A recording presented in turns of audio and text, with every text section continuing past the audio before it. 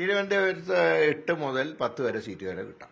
കോൺഗ്രസിന്റെ ആദ്യഘട്ട സ്ഥാനാർത്ഥി പട്ടിക പ്രഖ്യാപിക്കാനിരിക്കെ വട്ടിയൂർക്കാവിൽ യുഡിഎഫിന്റെ സ്ഥാനാർത്ഥിത്വം ഉറപ്പിച്ചിരിക്കുന്ന കെ മുരളീധരൻ എന്നോടൊപ്പം ചേരുന്നു.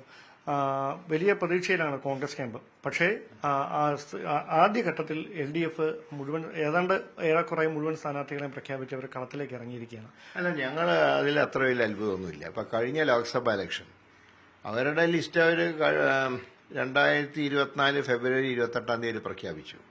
ഞങ്ങൾ 24 മാർച്ച് മാസം 7 ഞങ്ങളുടെ പ്രഖ്യാപിച്ചത്. അന്ന് 20-ൽ 18 UDF അല്ലേ ജയിച്ചത്. അപ്പോൾ ഒരു ദിവസം വൈകിയാലൊന്നൊരു കുഴപ്പമൊന്നുമില്ല. മാത്രമല്ല 2001 LDFന്റെ പട്ടിക വന്ന് ഏതാണ്ട് ഒരു മാസം കഴിഞ്ഞിട്ടാണ് UDF സ്ഥാനാർത്ഥികളെ തീരുമാനിക്കുന്നത്. അന്നാണ് UDFന് ഏറ്റവും കൂടുതൽ സീറ്റ് കിട്ടിയത്, 100 സീറ്റോളം കിട്ടിയത്.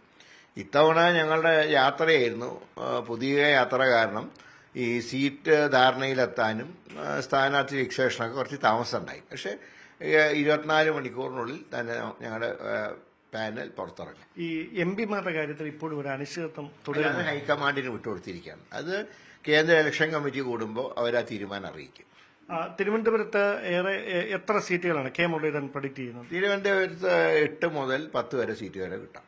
അത്രയും വലിയ പ്രതീക്ഷയുണ്ട്? തീർച്ചയായിട്ടും. അതിൽ കൃത്യമായി ഈ സാമുദായിക സമവാക്യങ്ങളടക്കം ഉറപ്പുവരുത്തിക്കൊണ്ട് ഈ തർക്കങ്ങൾ ഒഴിവാക്കി സ്ഥാനാർത്ഥി നിർണ്ണയം പൂർത്തിയാക്കാൻ കഴിയുമെന്ന് പൂർണ്ണമായിട്ടുള്ള വിശ്വാസമുണ്ട്.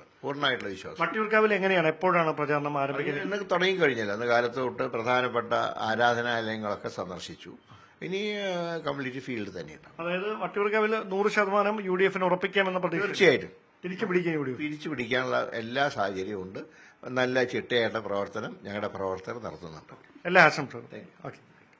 കോൺഗ്രസിന്റെ ആദ്യഘട്ട സ്ഥാനാർത്ഥി പട്ടിക പ്രഖ്യാപിക്കാനിരിക്കെ വട്ടിയൂർക്കാവിൽ UDFന്റെ സ്ഥാനാർത്ഥിത്വം ഉറപ്പിച്ചിരിക്കുന്ന കെ മുരളീധരൻ എന്നോടൊപ്പം ചേരുന്നു.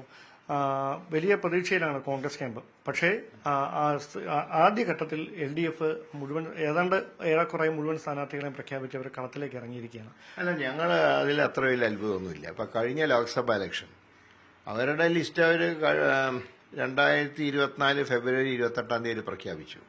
ഞങ്ങൾ 24 മാർച്ച് മാസം 7 ഞങ്ങളുടെ പ്രഖ്യാപിച്ചത്.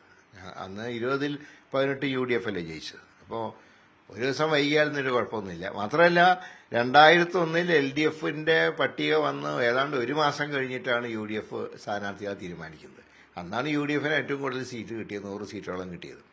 ഇത്തവണ ഞങ്ങളുടെ യാത്രയായിരുന്നു പുതിയ യാത്ര കാരണം ഈ സീറ്റ് ധാരണയിലെത്താനും സ്ഥാനാർത്ഥി രജിസ്ട്രേഷനൊക്കെ കുറച്ച് താമസമുണ്ടായി. പക്ഷേ 24 മണിക്കൂറിനുള്ളിൽ തന്നെ ഞങ്ങളുടെ പാനൽ പുറത്തിറങ്ങും. ഈ MP മാരുടെ കാര്യത്തിൽ ഇപ്പോഴും ഒരു അനിശ്ചിതത്വം തുടരുന്നത് ഹൈക്കമാൻഡിന് വിട്ടുകൊടുത്തിരിക്കുകയാണ്. അത് കേന്ദ്ര ഇലക്ഷൻ കമ്മിറ്റി കൂടുമ്പോൾ അവർ ആ തീരുമാനം അറിയിക്കും. തിരുവനന്തപുരത്ത് എത്ര സീറ്റുകളാണ് കെ മുരളീധരൻ പ്രഡിക്ട് ചെയ്യുന്നത്? തിരുവനന്തപുരത്ത് 8 മുതൽ 10 വരെ സീറ്റ് വരെ കിട്ടാം. അത്രയും വലിയ പ്രതീക്ഷയുണ്ട്? തീർച്ചയായിട്ടും. അതിൽ കൃത്യമായി ഈ സാമുദായിക സമവാക്യങ്ങളടക്കം ഉറപ്പുവരുത്തിക്കൊണ്ട് ഈ തർക്കങ്ങൾ ഒഴിവാക്കി സ്ഥാനാർത്ഥി നിർണ്ണയം പൂർത്തിയാക്കാൻ കഴിയുമെന്ന് പൂർണ്ണമായിട്ടുള്ള വിശ്വാസമുണ്ട്. വട്ടിയൂർക്കാവിൽ എങ്ങനെയാണ്, എപ്പോഴാണ് പ്രചാരണം ആരംഭിക്കുന്നത്? ഇന്ന് തുടങ്ങി കഴിഞ്ഞില്ല. അന്ന് കാലത്ത് തൊട്ട് പ്രധാനപ്പെട്ട ആരാധനാലയങ്ങളൊക്കെ സന്ദർശിച്ചു. ഇനി കംപ്ലീറ്റ് ഫീൽഡ് തന്നെയാണ്. അതായത് വട്ടിയൂർക്കാവിൽ 100% UDFന് ഉറപ്പിക്കാമെന്ന പ്രതീക്ഷ? തീർച്ചയായിട്ടും. തിരിച്ചു പിടിക്കാനുള്ള എല്ലാ സാഹചര്യവും ഉണ്ട്. നല്ല ചിട്ടയായിട്ട് പ്രവർത്തനം ഞങ്ങളുടെ പ്രവർത്തകർ നടത്തുന്നുണ്ട്. എല്ലാ ആശംസകളും. ഓക്കെ.